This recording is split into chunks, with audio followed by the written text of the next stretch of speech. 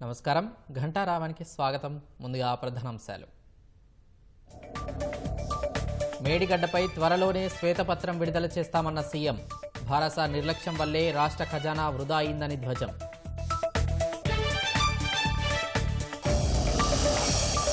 అధికార పక్షం సభను తప్పుదోవ పట్టిస్తుందన్న హరీష్ రావు. మేడిగడ్డ పేరిట భారసపై బురద జల్లుతున్నారని మండిపాటు.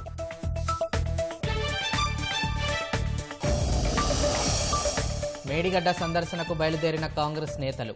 పర్యటనకు దూరంగా భారస భాజపా సభ్యులు.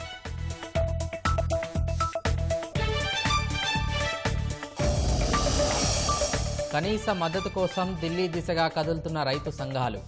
ఇనుప కంచెలు, బారికేడ్లతో సరిహద్దులను దిగ్బంధించిన పోలీసులు.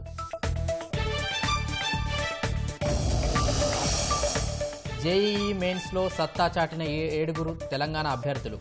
100% మార్కులు సాధించిన 23 మంది విద్యార్థులు.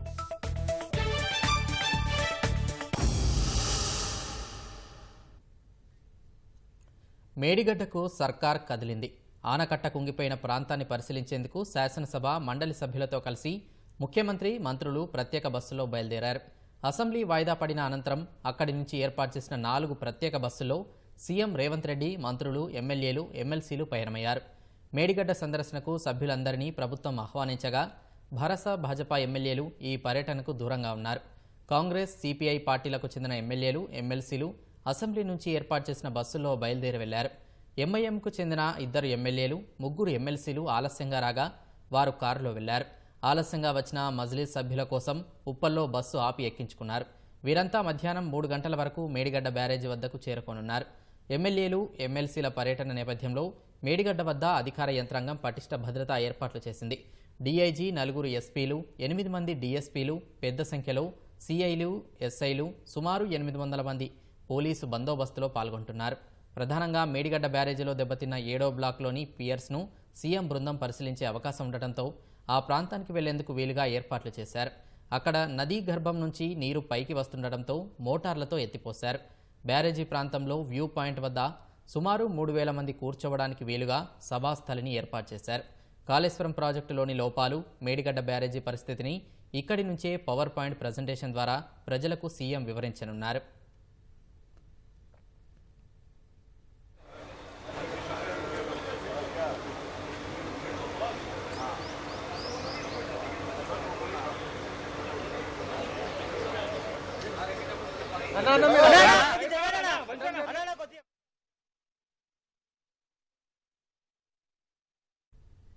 త్వరలో మేడిగడ్డపై శ్వేతపత్రం విడుదల చేస్తామని సీఎం రేవంత్ రెడ్డి అన్నారు. కాళేశ్వరం ఎంతో అద్భుతమంటూ అమెరికాలో సైతం భారస సర్కార్ ప్రచారం చేసిందని సీఎం గుర్తు చేశారు. భారస సర్కార్ అధికారంలో ఉన్నప్పుడు సాగునీటి ప్రాజెక్టులను రీడిజైనింగ్ పేరుతో ప్రజాధనాన్ని దుర్వినియోగం చేశారని రేవంత్ రెడ్డి ఆరోపించారు.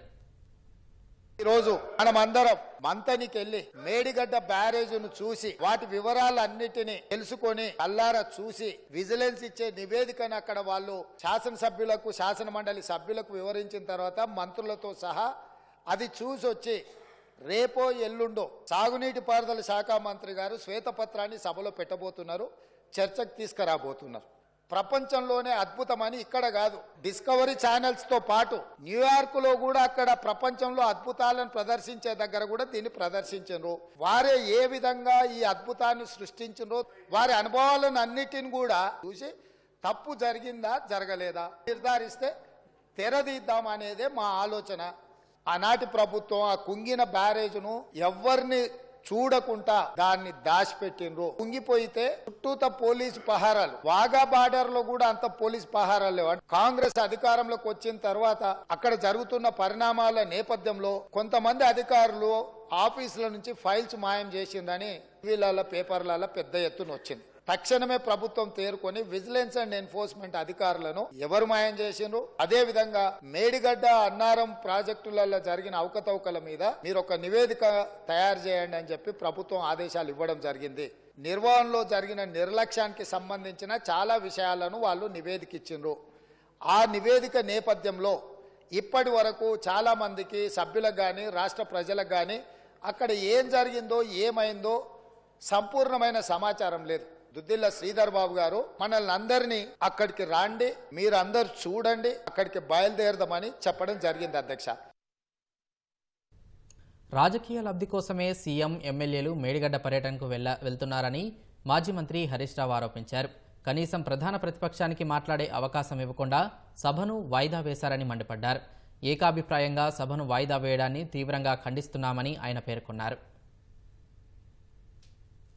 వారు మాట్లాడిన తర్వాత ప్రధాన ప్రతిపక్షానికి మైక్ ఇవ్వమంటే మైక్ ఇవ్వకుండా సభను వాయిదా వేసుకున్నటువంటి తీరు ఇది పూర్తిగా ప్రజాస్వామ్య విలువలను మంటగల్పే విధంగా ఉంది. ప్రతిపక్షం మాట వినకుండా సభ జరగదు. కానీ ఇక్కడ కేవలం అధికార పక్షం వాళ్ళు మాత్రమే మాట్లాడి ప్రతిపక్షానికి అవకాశం ఇవ్వకుండా ఎజెండాలో లేని అంశాల మీద వాళ్ళకి ఇష్టం వచ్చినటువంటి విధంగా మాట్లాడి అట్లీస్ట్ అవకాశం కూడా ఇవ్వకుండా వాయిదా వేసేటువంటి పద్ధతి ఇది పూర్తిగా ప్రజాస్వామ్య విలువలను శాసనసభ సాంప్రదాయాలను మంటగల్పడం తప్ప ఇంకొకటి కాదు. అయితే ఈ రోజు కాళేశ్వరం ప్రాజెక్టు మేడిగడ్డ పర్యటన పెట్టి ఏదో గత ప్రభుత్వం మీద బురద జల్లాలనేటువంటి ప్రయత్నం వాళ్ళు చేస్తా ఉన్నారు. ఒక బ్యారేజీలో కొన్ని పిల్లలు కుంగిపోతే దాన్ని భూతద్దంలో చూపించి కోడిగుడ్డు మీద ఈకలు బీకే ప్రయత్నం చేస్తా ఉంది ప్రభుత్వం. నేను అంటా ఉన్నా ఈ ప్రభుత్వాన్ని, మీరు వెళ్తా ఉన్నారు సంతోషం, వెళ్ళండి. వెళ్లేటప్పుడు మార్గ మధ్యంలో రంగనాయక్ సాగర్ రిజర్వాయరు, మల్లన్న సాగర్ రిజర్వాయరు, కలగలా బారుతున్న కూడవెల్లి వాగు, ఇక్కడ పక్కనే ఉన్న పచ్చటి పంట పొలాలు కూడా చూసి వెళ్ళండి. కాళేశ్వరం ఫలితాల రైతులను అడగండి, మరి అవి కూడా చూపించాలి కదా.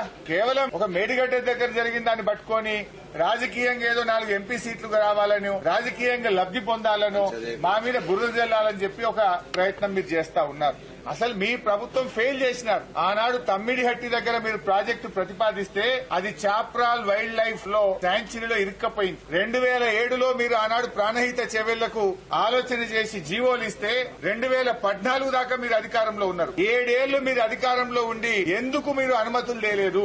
ఎందుకు మీరు తమ్మిడిహట్టి దగ్గర బ్యారేజ్ కట్టలేదు? ఆనాడు అసలు నీళ్లు లేని చోట మీరు బ్యారేజీని ప్రతిపాదిస్తే దాన్ని రీఇంజనీరింగ్ చేసి సెంట్రల్ వాటర్ కమిషన్ సూచనల మేరకు నీళ్లున్న చోటికి దాన్ని మార్చి ఇవాళ 3 ఏళ్లు నీళ్లు ఇచ్చి చూపించాం. మేము 3 సంవత్సరాలు పంటలు పండినాయి. దాని ద్వారా కోట్లాది రూపాయల పంట పండింది. 3 కోట్ల మెట్రిక్ టన్నుల వడ్లు పండినాయి. నిజాలు చెప్పకుండా కేవలం ఒక సంఘటనను తీసుకొని మీరు బురద జల్లే ప్రయత్నం చేస్తుంది. మళ్ళా జూన్ జూలైలో వర్షాలు వస్తాయి. మీరు త్వరితగతిన నిర్ణయం తీసుకొని ఆ బ్యారేజ్ ను రెక్టిఫై చేసే ప్రయత్నం చేయండి. కాళేశ్వరం అంటే ఒక మేడిగడ్డ బ్యారేజే కాదు కదా. కాళేశ్వరంలో అనేక రిజర్వాయర్లు ఉన్నాయి. ఒక చిన్న సంఘటనను భూతద్దంలో పెడుతున్నారు. ఎస్, దాని మీద ఎంక్వైరీ చేయండి, మేము వద్దంటలేం. కానీ కఠినమైన చర్యలు తీసుకోండి, వద్దంటలేం. కానీ వెంటనే రెక్టిఫై చేయండి. రైతుల్ని ఇబ్బంది పెట్టే ప్రయత్నం చేయొద్దు. రాజకీయాల కోసం రైతులకు నీళ్లు ఇవ్వకుండా చేసే ప్రయత్నం చేస్తున్నారు. కృష్ణా జలాల్లో తెలంగాణ హక్కుల పరిరక్షణ నినాదంతో భారత అధినేత కేసీఆర్ నల్గొండ వేదికగా బహిరంగ సభలో పాల్గొననున్నారు. సాగునీటి ప్రాజెక్టుల్ని కాంగ్రెస్ ప్రభుత్వం కృష్ణానది యాజమాన్య బోర్డుకు అప్పగించడాన్ని నిరసిస్తూ సభ నిర్వహిస్తున్నట్లు భారత ప్రకటించింది. ఎన్నికల ఫలితాల తర్వాత కేసీఆర్ పాల్గొంటున్న తొలి సభ కావడంతో భారీ జన సమీకరణను లక్ష్యంగా పెట్టుకున్నారు. ఇక్కడి నుంచే గులాబీ పార్టీ అధినేత లోక్సభ ఎన్నికల శంఖారావం పూరించనున్నారు. మరోవైపు తెలంగాణ భవన్ నుంచి భారత కార్యనిర్వాహక అధ్యక్షుడు కేటీఆర్ ఆధ్వర్యంలో నేతలు నల్గొండకు బయలుదేరి వెళ్లారు.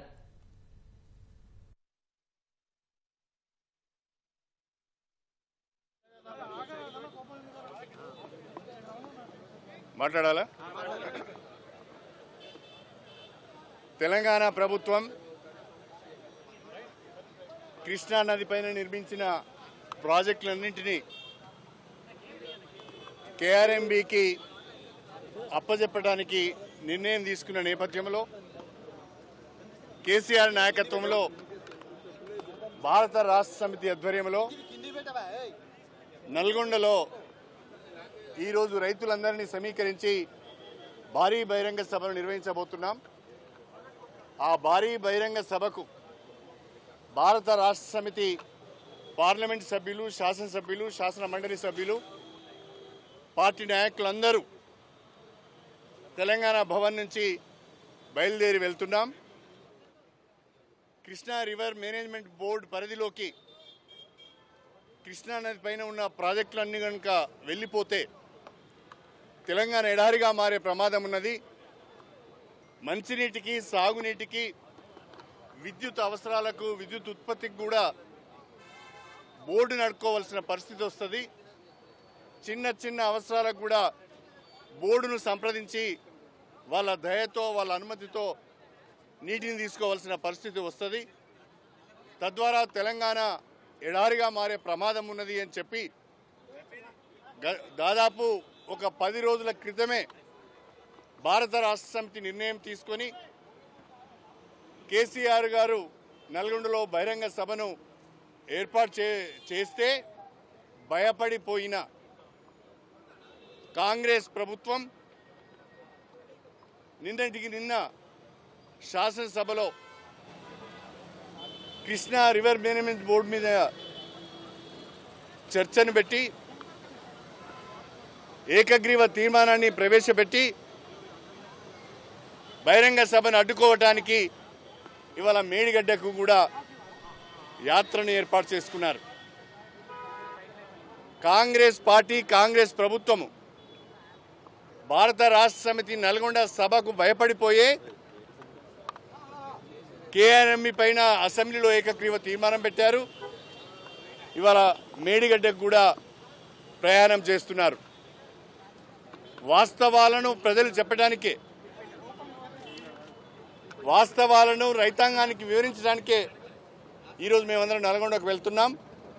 గడిచిన 10 సంవత్సరాలుగా తెలంగాణ రాష్ట్రం ఏర్పడిన తర్వాత ఏపీ రీఆర్గనైజేషన్ యాక్ట్లోనే కేఆర్ఎంబి జిఆర్ఎంబీలు ఉన్న గత 10 సంవత్సరాలుగా తెలంగాణ ప్రాజెక్టులను కేఆర్ఎంబికి జిఆర్ఎంబికి ఇవ్వకుండా అడ్డుకున్నాము. తెలంగాణ రైతాంగం యొక్క హక్కులను, తెలంగాణకు కృష్ణా నదీ జలాలపైన, గోదావరి నదీ జలాలపైన ఉన్న హక్కులను కాపాడుకునే ప్రయత్నం మనం చేశాం. అంతేకాకుండా చాలా స్పష్టంగా త్వరితగతిన కృష్ణా నది పైన విజేష్ కుమార్ ట్రిబ్యునల్ తన తీర్పును వెలువరించాలని, తెలంగాణ వాటా ఎంతో తేల్చాలని చెప్పి గత 10 సంవత్సరాలుగా కూడా డిమాండ్ చేస్తూ వస్తున్నాం. కేంద్ర ప్రభుత్వం కానీ బ్రిజేష్ కుమార్ ట్రిబ్యునల్ కానీ తీర్పు వెలువరించకపోవడం మూలాన దాన్ని జాప్యం చేస్తూ కేంద్ర ప్రభుత్వం కేఆర్ఎంబిని వాళ్ళ పరిధిలోకి, ఈ ప్రాజెక్టులన్నింటినీ కూడా కేఆర్ఎంబి పరిధిలోకి తీసుకోవాలనే ప్రయత్నం చేయడం కూడా సరి అయింది కాదు. దీనికి సమ్మతి తెలిపిన కాంగ్రెస్ ప్రభుత్వం నల్గొండ సభను చూసి భయపడి నిన్నటి రోజున ఆగమేఘాలపైన అసెంబ్లీలో తీర్మానం చేసింది. అయినా ప్రజలకు వాస్తవాలు చెప్పాలనే ఉద్దేశంతోనే ఇవాళ బ్రహ్మాండమైన సభను నల్గొండలో ఏర్పాటు చేసినాం. కేసీఆర్ గారితో పాటుగా భారత రాష్ట్ర సమితి ప్రజాప్రతినిధులు శ్రేణులందరూ కూడా నల్గొండకు తరలి వస్తున్నాయి. రైతులందరూ కూడా తరలి వస్తున్నారు. వాస్తవాలను ప్రజలకు వివరించి చెప్పి నదీ జలాలపైన తెలంగాణ హక్కులను కాపాడుకోవటానికి కేఆర్ఎంబికి జిఆర్ఎంబికి తెలంగాణ ప్రాజెక్టులను అప్పగించవద్దని, త్వరితగతిన ట్రిబ్యునల్ తీర్పులు ఇవ్వాలనే డిమాండ్తోని జల ఉద్యమం ఈరోజు ప్రారంభమైంది. ఇది ప్రారంభం మాత్రమే. కేంద్ర రాష్ట్ర ప్రభుత్వం స్పందించి వీటి కృష్ణానది జలాలపైన మన హక్కులను కాపాడుకునే విధంగా చర్యలు తీసుకోకపోతే ఈ ఉద్యమాన్ని మరింత ఉధృతం చేస్తాం. నల్గొండలో భారాస సభకు ఏర్పాట్లు జరుగుతున్న వేళ పట్టణంలో కాంగ్రెస్ వినూత్న నిరసనకు దిగింది. పట్టణంలోని గడియారం చౌరస్తాలో నిరసన చేపట్టిన కాంగ్రెస్ నాయకులు కుర్చీలో కేసీఆర్ చిత్రపటం, గులాబీ రంగు రుమాలును ఉంచి నిరసన వ్యక్తం చేశారు. భారాస పాలనలో నల్గొండ జిల్లాను సర్వనాశనం చేశారని ఆ పార్టీ నేతలు ఆరోపించారు. వాస్తవాలను ప్రజలకు వివరించేందుకే ఆ కార్యక్రమాన్ని నిర్వహిస్తున్నట్లు చెప్పారు. కృష్ణా జలాల విషయంలో దక్షిణ తెలంగాణకు తీరని అన్యాయం జరిగిందని ఆరోపించారు. పార్లమెంటు ఎన్నికల్లో ప్రజలను రెచ్చగొట్టేందుకు నల్గొండలో సభ ఏర్పాటు చేశారని ఆరోపించారు.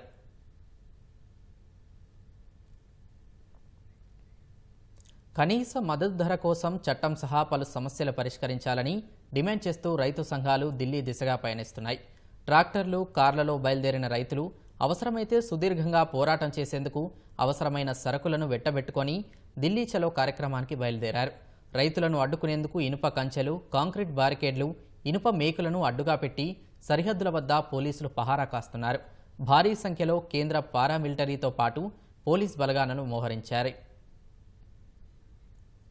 రైతు సంఘాలు ఢిల్లీ దిశగా చురుగ్గా కదులుతున్నాయి. పంజాబ్లోని ఫతేగఢ్ సాహెబ్ నుంచి ట్రాక్టర్లలో పంజాబ్ కిసాన్ మజ్దూర్ సంఘర్షణ సమితి సభ్యులు దేశ రాజధానికి వెళ్తున్నారు.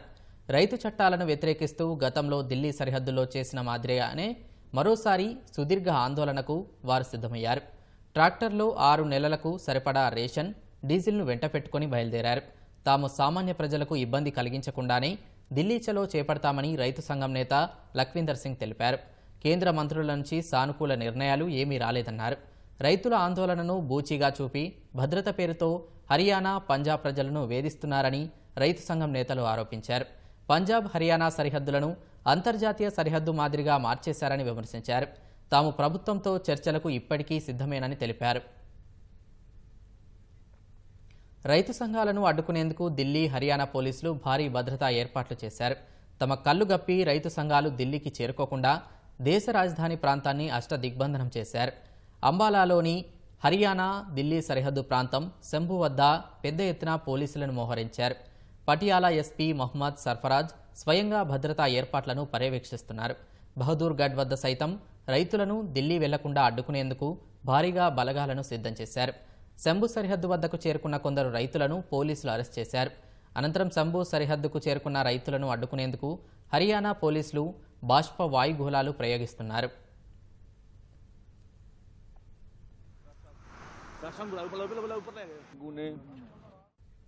సోమవారం నుంచే దేశ రాజధాని మొత్తం పోలీసుల పహారాలోకి వెళ్లిపోయింది. 144 సెక్షన్ విధించిన పోలీసులు అవాంఛనీయ ఘటనలు జరగకుండా జాగ్రత్తలు తీసుకుంటున్నారు. నిఘా వర్గాల సమన్వయంతో రైతులు ఎటు నుంచి వస్తారో అంచనా వేసి ఆయా ప్రాంతాల వద్ద పోలీసులతో పాటు ఆర్పీఎఫ్ బలగాలను మోహరించారు. ఘాజీపూర్ సరిహద్దు వద్ద కాంక్రీట్ బారికేడ్లతో రహదారిని మూసివేశారు. వాహనాలను తనిఖీ చేసిన తర్వాత ఢిల్లీలోకి అనుమతిస్తున్నారు. టిక్రీ సరిహద్దులను సైతం మూసివేశారు. పోలీస్ బలగాలను, క్విక్ రెస్పాన్స్ బృందాలను సిద్ధంగా ఉంచారు. డ్రోన్లతో సైతం ట్రాఫిక్ను పర్యవేక్షిస్తున్నారు. పోలీసులు ఏర్పాటు చేసిన భద్రతా ఏర్పాట్లతో ఢిల్లీలోకి దారితీసే మార్గాల్లో వందలాదిగా వాహనాలు నిలిచిపోయాయి. ఘాజీపూర్ వద్ద భారీ సంఖ్యలో వాహనాలు నిలిచిపోయి ట్రాఫిక్ ఇబ్బందులు ఏర్పడ్డాయి. తనిఖీల వల్ల చాలా మందకొడిగా వాహనాలు ముందుకు కదులుతున్నాయి. ఢిల్లీ, నోయిడా జిల్లా సరిహద్దు వద్ద సైతం వందలాది వాహనాలు నిలిచి వాహనదారులకు చుక్కలు కనిపిస్తున్నాయి. 1 కిలోమీటర్ దూరం ప్రయాణానికి దాదాపు గంట పడుతోందని చోదకులు వాపోతున్నారు.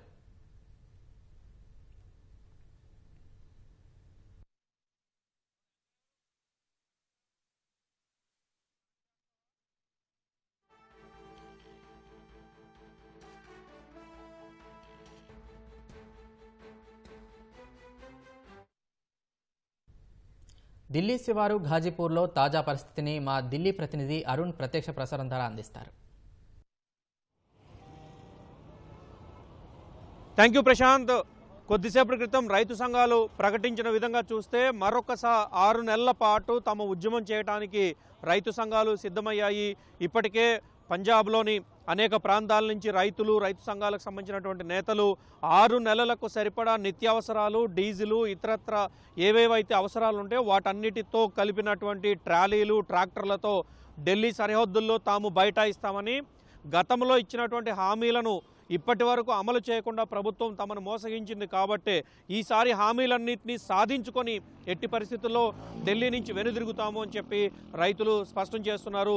ప్రస్తుతం మనకు వస్తున్నటువంటి సమాచారం ప్రకారం చూస్తే ఢిల్లీలో 6 నెలల పాటు ఎట్టి పరిస్థితుల్లో ఢిల్లీ సరిహద్దులన్నింటినీ అష్టదిగ్బంధనం చేసి సామాన్య ప్రజానీకానికి ఎటువంటి ఇబ్బంది లేకుండా ఢిల్లీ మొత్తాన్ని అష్టదిగ్బంధనం చేసి తమ డిమాండ్లు సాధించుకోవాలని చెప్పి ప్రధానమైనటువంటి అంశంగా తాము ఇప్పటివరకు చాలా ఓపికతో, సంయమనంతో ఉన్నామని, తమ ఓపికను, సంయమనాన్ని, సహనాన్ని కేంద్ర ప్రభుత్వం పరీక్షిస్తుంది కాబట్టే తిరిగి తాము ఆందోళనకు చేపట్టాల్సినటువంటి పరిస్థితి తలెత్తిందని చెప్పి రైతు సంఘాల నేతలు పేర్కొంటున్నటువంటి పరిస్థితి ఉంది. ప్రధానంగా రైతుల వైపు నుంచి డిమాండ్గా చేస్తున్నటువంటి అంశాల్లో ఒకటి కనీస మద్దతు ధరను చట్టబద్ధీకరణ చేయాలని చెప్పి, దానికి ఎట్టి పరిస్థితుల్లో చట్టబద్ధం చేస్తామని చెప్పి గతంలోనే ప్రభుత్వం హామీ ఇచ్చింది కాబట్టి అందుకు అనుగుణంగా ఎట్టి పరిస్థితుల్లో చట్టబద్ధం చేయాలి. దేశవ్యాప్తంగా అన్ని పంటలకు కనీస మద్దతు ధర ఇంత అని చెప్పి చట్టబద్ధం చేస్తూ ఒక చట్టాన్ని తీసుకురావాల్సిందని చెప్పి రైతులు ప్రధానమైనటువంటి డిమాండ్గా ముందుకు తీసుకొచ్చారు.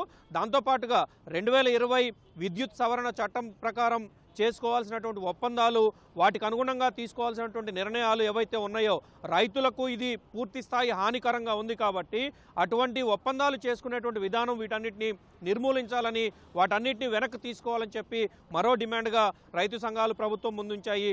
మూడోది, లఖీంపూర్ కేరీ కేసులో రైతులపైన వాహనాలు నడిపి కొంతమంది రైతుల మరణానికి కారణమైనటువంటి ఘటనలో మృతి చెందినటువంటి రైతులకు పరిహారం ఇస్తామని చెప్పింది. కానీ ఇప్పటి వరకు అందుకు సంబంధించినటువంటి ఎటువంటి చర్యలు తీసుకోలేదని, దానికి సంబంధించినటువంటి విషయంలో కూడా కేంద్ర ప్రభుత్వం సానుకూలంగా నిర్ణయం తీసుకోవాలని చెప్పి కోరుతున్నారు. నాలుగో డిమాండ్గా ఎట్టి పరిస్థితుల్లోనూ గత ఉద్యమం సందర్భంగా అంటే 2020-21 కాలంలో 13 నెలల పాటు నిర్వహించినటువంటి ఉద్యమం సందర్భంగా రైతులపైన, రైతు సంఘాలపైన పోలీసులు మోపినటువంటి అనేక కేసులు ఉన్నాయి. వాటన్నిటిని రద్దు చేయాలి, వాటన్నిటిని ఎత్తివేయాలని చెప్పి కోరుతున్నారు. వీటితో పాటు మరొక ప్రధానమైనటువంటి డిమాండు, దేశవ్యాప్తంగా ఉన్నటువంటి రైతులకు రుణమాఫీ కల్పించాలని.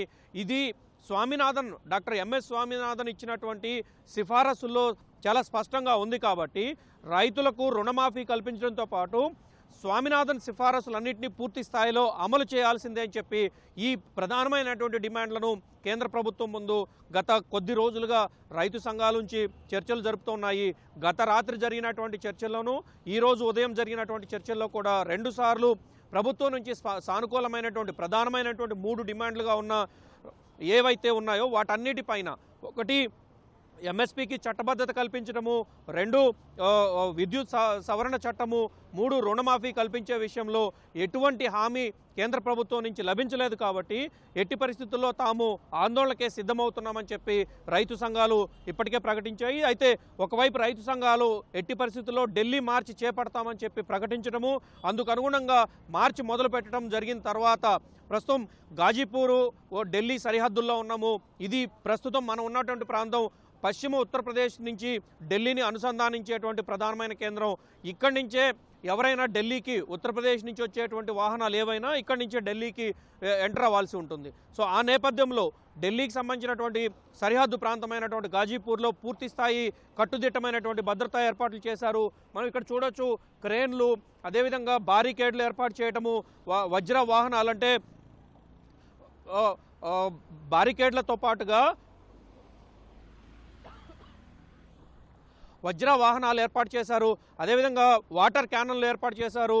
ఈ చుట్టుపక్కల కంపెనీల్లో ఏవైతే వాహనాలు నిరుపయోగంగా ఉన్నాయో ఆ వాహనాలన్నింటినీ తీసుకొచ్చి రోడ్డుకి అడ్డంగా ఏర్పాటు చేసి అదొక రకమైనటువంటి బారికేడ్లుగా ఉపయోగిస్తున్నారు. సిమెంటుకు సంబంధించినటువంటి దిమ్మెలను ఏర్పాటు చేయడము, ఆ సిమెంట్ దిమ్మెల మధ్యలో సిమెంట్ కాంక్రీట్ పోసి దిమ్మెలు కదలకుండా చేయడంతో పాటుగా పాకిస్తాను ఇండియా సరిహద్దుల్లో ఉన్నటువంటి ముళ్ళ కంచెలను ఏర్పాటు చేయటము, అదే సందర్భంలో కింద వాహనాలు ఏవైనా మూమెంట్ ఉండేటట్లయితే ఇనుప మేకులను ఏర్పాటు చేసి టైర్లకు బొక్కలు పడేలా, వాహనాలు ముందుకు కదలకుండా ఉండేలా ఏర్పాటు చేశారు. కందకాలు తవ్వితే ఏ విధంగా అయితే వాహనాలు కదలకుండా వచ్చిన వారు ముందుకు వెళ్లకుండా ఉంటారో అదే తరహాలో దిమ్మెలను ఏర్పాటు చేసి ఆ దిమ్మెల మధ్యలో గ్యాప్లు ఏర్పాటు చేసి 10 అడుగులకు ఒక చోట, 20 అడుగులకు ఒక చోట, ఇట్లా ఈ విధంగా రైతులను, రైతు సంఘాలకు సంబంధించిన నేతలను, వారు తీసుకొచ్చేటువంటి ట్రాలీలను ఏ ఒక్కటి కూడా ఢిల్లీ ప్రాంతంలోకి అడుగు పెట్టకుండా ఉండేందుకు పూర్తి స్థాయి కట్టుదిట్టమైనటువంటి భద్రతా ఏర్పాట్లు చేశారు. భారీ బలగాలను మోహరింపజేశారు. మరోవైపు ఢిల్లీతో పాటుగా ఢిల్లీ ఎన్సీఆర్ పరిధిలో నెల రోజుల పాటు 144వ సెక్షన్ ఉంటుందని చెప్పి ఇప్పటికే ఢిల్లీ పోలీస్ ప్రకటించింది.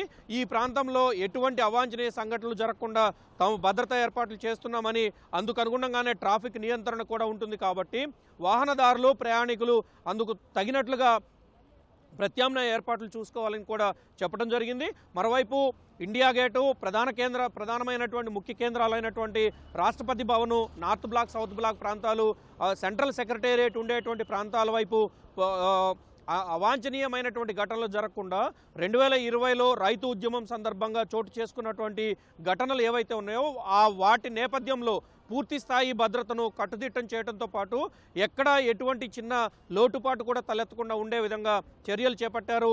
ఇండియా గేట్ పరిసర ప్రాంతాల్లోకి ఏ ఒక్కరిని రానివ్వకుండా మరింత భద్రతను కట్టుదిట్టం చేయడం జరిగింది. సో ఇది ప్రస్తుతం ఉన్నటువంటి పరిస్థితి. ప్రశాంత్.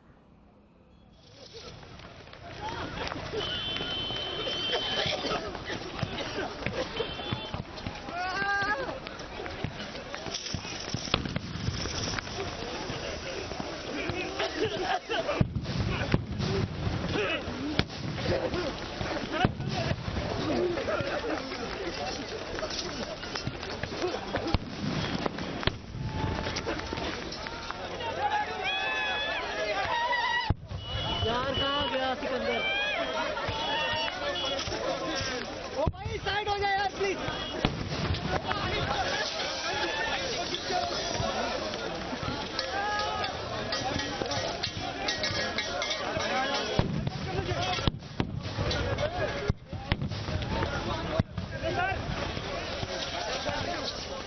दूर तो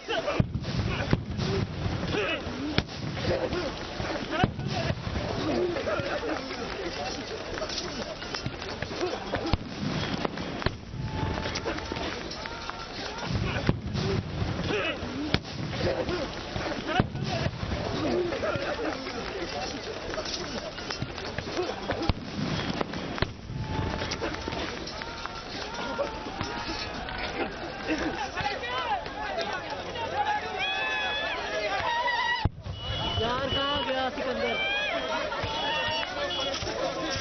ओ भाई साइड हो जाए यार प्लीज।